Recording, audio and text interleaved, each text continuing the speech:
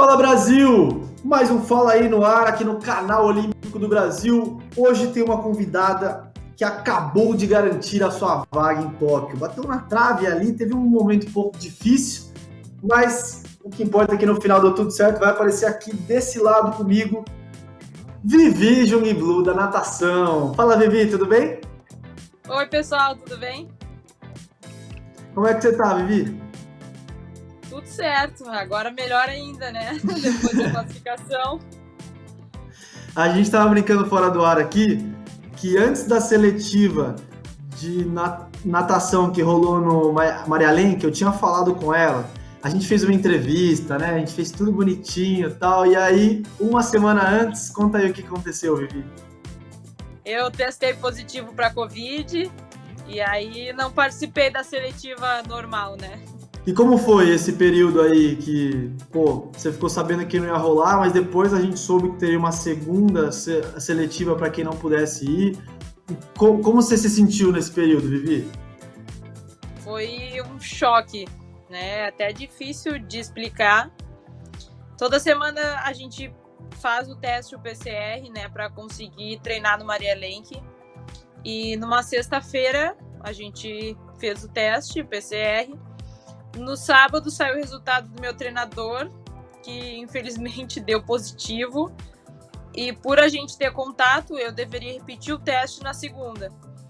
E aí eu repeti o teste na segunda e terça-feira de manhã, quando eu acordei, tava lá o resultado positivo também. E aí eu comecei o isolamento, né? Então, o primeiro momento foi choque total. Eu não tava acreditando. Eu falei, não pode ser. Tem que ter outro jeito, tem que testar de novo, não pode ser. Mas aí eu tentei me acalmar, né, e realmente tive que cumprir o isolamento, né, não tem muito o que fazer. E aí tem duas coisas, né, uma que a gente consegue ver como o protocolo que tá rolando no Maria Lenk tem dado certo e tem sido muito importante, né, para tudo que tá rolando lá, porque os treinos não pararam, os eventos não pararam também. E a outra parada que eu queria falar com você é que você não teve nada, Vivi. O fato de você não ter tido sintoma também, você já estava apta há 2 meses depois, aí, né? Foi acho que 1 mês e meio, a fazer a segunda parte e garantir o índice. E garantir a sua vaga para Tóquio, Vivi. É verdade. Nossa, eu sou muito grata. Eu não tive sintoma algum. Eu cumpri o período de isolamento, né, até em respeito para eu não transmitir para ninguém. Ainda é um vírus que não se sabe 100% como ele age. Tem gente que pega, tem gente que não pega, tem gente que tem muito sintoma, tem gente que não tem. Então é difícil de analisar, né? Então realmente tem um protocolo de segurança e a gente segue o protocolo de segurança, né, justamente para as coisas funcionarem bem. Então, graças a Deus, eu não tive sintomas e eu fiquei em isolamento no Rio, né? Eu fiquei em isolamento no hotel, na frente do Maria Lenk. Eu abria a janela todo dia e olhava o Parque Olímpico, olhava, nossa, a seletiva tá rolando agora, eu queria muito estar lá. E eu não podia, né? Eu não podia sair do quarto. Então, realmente foi um período muito tenso. Eu voltei para casa. E no dia da minha prova eu já estava em casa, então eu assisti de casa a minha prova. E que prova que você assistiu, né, Vivi? Eu ia chegar nisso, foi uma das melhores da seletiva ali. Conta um pouco como foi para quem não viu também.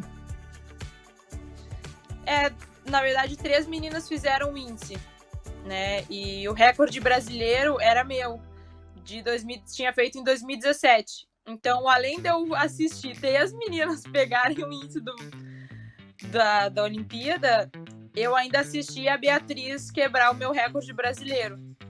E ali foi decisivo, né? Eu podia... Ou isso ia acabar comigo, eu ia ficar isolada, ia falar, nossa, não tem mais jeito. Mas eu optei pelo outro lado.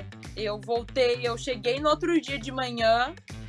E, na verdade, eu falei com a com a minha treinadora, a Luísa, porque o meu treinador, o Kiko, ele ainda estava em isolamento, porque ele realmente teve bastante sintoma, ele ficou bem mal. Então, quando eu retornei aos treinos, ele ainda não estava presente. E eu voltei e eu falei, não, eu quero treinar mais. Ele me mandava fazer um tempo, eu fazia abaixo do tempo, porque eu falava, não, eu quero mais, eu quero chegar lá e fazer esse índice. Então, realmente foi um período bem conturbado. E agora, olhando para trás, ver que tudo deu certo, é uma emoção gigantesca. E essa parte que deu certo foi há uma semana, nem isso, né? Foi agora. Conta um pouco como foi ali você ter que entrar na água sem aquele clima, lógico que tinha, mas sem aquele clima de estar todo mundo. Você também bateu o próprio recorde e o da Bia, né? Sim, eu quebrei o recorde brasileiro. Foi diferente, porque era uma competição que, na verdade, era eu comigo mesma e eu contra o relógio, né? Eu não tinha adversária, eu tinha o tempo em mente que eu tinha que fazer e era isso. Foi sexta e sábado, né? Passados, sexta foi o 1.500 e sábado foi o 800. E, nossa, foi a minha sensação quando eu toquei na borda, olhei o placar depois do 1.500, eu nunca senti nada parecido. Parece que saiu 200 quilos das minhas costas. Foi uma sensação de alívio, uma felicidade. Nossa, eu fiquei meio em choque, assim, tanto que eu até brinquei com o meu treinador. Nossa, eu mal consegui comemorar, porque eu cheguei e eu consegui, eu chorei de emoção, de felicidade, de alívio, de tudo, né? Foi, nossa, indescritível. Vivi, falando um pouco sobre você agora, para te conhecer um pouco mais. Como é que era a pequena Vivi? De onde ela nasceu? De onde ela veio? Como foi a infância? Você sempre foi apaixonada pela água ou foi um negócio que do nada entrou na sua vida, assim? Eu sou de Porto Alegre, né? Eu nasci em Porto Alegre, moro aqui desde que eu nasci. E desde que eu me conheço por gente, eu frequento as piscinas do Grêmio Náutico União. Os meus irmãos mais velhos, eles nadavam no clube, então eu ia com a minha mãe acompanhar eles, né? A gente chegava lá cedo da tarde e enquanto eles estavam treinando, eu ficava brincando na piscina. A minha irmã até brinca que a minha mãe, ela tem um pouquinho de medo de água, assim, né? De entrar e nadar. Então, eu ficava sozinha na piscina, desde pequenininha. E os sócios iam falar pra minha mãe, nossa, mas como tu deixa ela sozinha na piscina? E eu nem aí, eu me atirava e mergulhava. E era sempre uma briga pra ir embora, porque os meus irmãos saíam do treino cansados, não aguentavam mais ficar na piscina e eu queria continuar lá, queria ficar. E chegou um dia que eu falei pros meus pais, eu também quero nadar, também quero entrar na escolinha. Claro, queria fazer a mesma coisa que eles faziam, né? E aí eles me colocaram na escolinha do clube. E ali que começou. E quando foi essa parte você falou, cara, a minha vida vai ser essa, eu vou viver de natação e ser atleta? Foi na transição, quando eu tava saindo da escola, que era realmente uma dúvida cruel que eu tinha, né? Porque Imagina. É bem o período decisivo. O terceiro ano eu tinha 2 dias de turno integral na escola, então eu tinha que decidir o que eu queria fazer, né? Se eu queria seguir nadando, se eu ia estudar para passar na faculdade. E eu lembro que eu cheguei pro meu pai e falei, não, pai, eu quero isso para mim, eu quero muito. E em 2014 eu classifiquei para a Olimpíada da Juventude. E ali foi o momento que eu cheguei e eu falei, nossa, eu quero voltar aqui. Foi uma competição sensacional, foi a melhor competição que eu já fui, né? Aquela sensação de ambiente olímpico foi muito legal e eu só falava, eu quero voltar, eu quero ter essa experiência de novo. E foi aí que eu decidi, não, eu quero ser atleta de natação de alto rendimento e treinei em busca do sonho olímpico. Falando em sonho olímpico, tem a ver com sono, lógico que tem a ver com sonho também. Primeiro, como seria os Jogos Olímpicos dos seus sonhos? Olha, essa é difícil, né? Os Jogos Olímpicos do meu sonho, eu acho que pensando... Eu sou meio dividida entre a maratona aquática e a natação, né? Então, o meu do sonho é participar das duas modalidades e, com certeza, o maior objetivo é uma medalha olímpica. Como você acha que é fundamental ter uma boa noite de sono? Como é sua noite de sono antes de ter que cair na água? Como você lida com o sono como um atleta de alto rendimento, Vivi?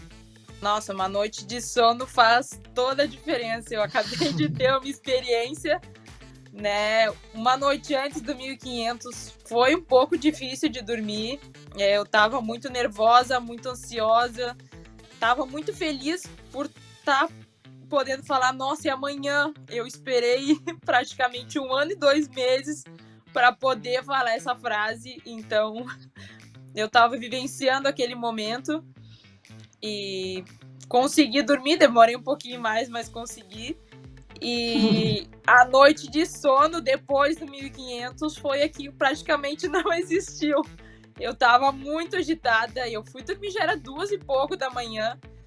E eu só falava, nossa, não respira, tu precisa dormir que amanhã tu tem outra prova. E acordei realmente cansada no outro dia, sem conseguir recuperar. Então, uma noite de sono é fundamental na recuperação. Acho que quase todo atleta tem um pouquinho de aquela coisa que você faz no dia anterior, ou na noite anterior, ou antes de cair na água. Você tem algum tipo de coisa assim, sabe? Uma mania estranha, tipo um ritual, sabe? Eu tenho um ritual no dia da competição, né? Eu gosto de visualizar muito e, por exemplo, um pouco antes da seletiva normal, eu fiz uma tomada de tempo, né? E eu testei naquela tomada de tempo o que eu ia tomar de café da manhã, o que eu ia fazer de ativação, né? Planejei a minha rotina direitinho. Então, esse seria o meu ritual, né? Repetir exatamente o que eu fiz no teste, na tomada de tempo. E eu tenho um ritualzinho que é do traje que eu uso. Né? Teve um traje, até brinco com a minha treinadora Luísa, teve um traje que eu usei em um treino que, nossa, eu treinei muito mal. Foi horrível aquele treino. Catou ele assim, ó, no lixo, direto. Eu falei pra ela, aquele traje eu não vou nem levar pra minha tomada de tempo. E eu não levei ele. Então, esse seria o meu ritual, que é o traje que eu nado mal. Eu deixo ele um pouquinho escanteado, assim. O pior é que deu certo, né? Então, você Exatamente. se sente no respaldo de fazer isso. Isso que é pior. E aí depois, claro, depois eu uso ele novamente em treino. Vou usando até que ele fique, né? Quando eu treino bem com ele, eu já falo, pronto, agora ele já tá pronto para ser usado. Você tá tirando a zica aos poucos, entendi. Entendi como é que funciona. Você tem que ir tirando a zica do traje. Entendi. Vivi, você tava falando sobre as maratonas aquáticas. E nesse final de semana a gente vai transmitir aqui no canal Olímpico do Brasil o pré-olímpico de maratonas aquáticas, que vai rolar em Portugal. E teremos Alan do Carmo, Diogo Vilarinho. Eu queria que você falasse um pouquinho sobre a expectativa e que você falasse um pouquinho também, porque você, lógico que já treinou junto, conhece, né? Já viajei junto com eles, convivi bastante com os dois e eu vou estar na torcida, eu com certeza vou estar ligada nessa prova. Eu acho que os dois têm grandes chances de classificar, tanto o Alan quanto o Diogo. A única coisa que é um pouquinho diferente é que lá vai estar frio, vai ser uma água gelada e vai ter que usar o traje de borracha. Isso acaba mudando a prova, né? Tem atletas que conseguem nadar melhor com traje, tem atletas que sentem mais dificuldade. Então, acho que isso vai ser uma diversidade um pouco diferente.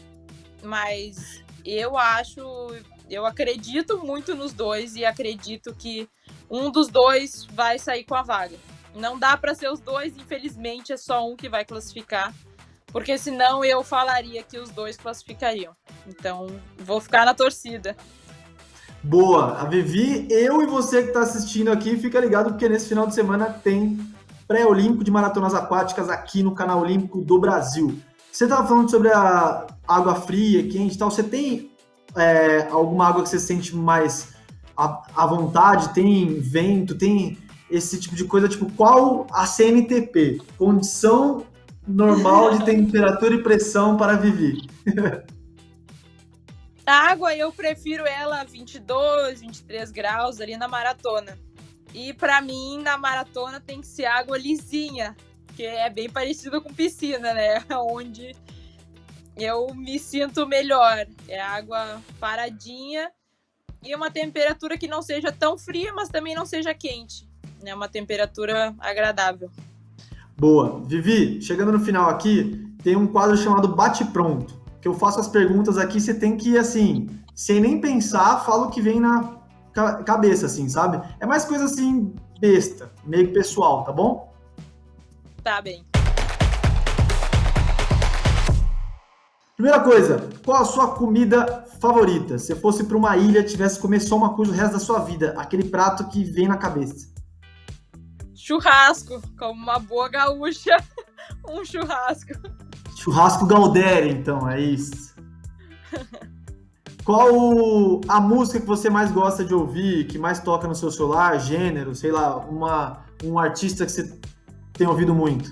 Isso depende muito da fase, né? Eu tava escutando muito mais pop, uma música mais animada, um rockzinho. Não curto tipo muito quem, assim? funk, pagode, isso eu não sou muito chegada, não. Novidades, hein? Dificilmente tem um atleta que não gosta tanto de funk e pagode. Você entra em todo vestiário é funk e pagode. Mas qual banda, assim, sei lá, dá uma dica pra quem tá vendo. Eu escutava muito Believer, do Imagine Dragons.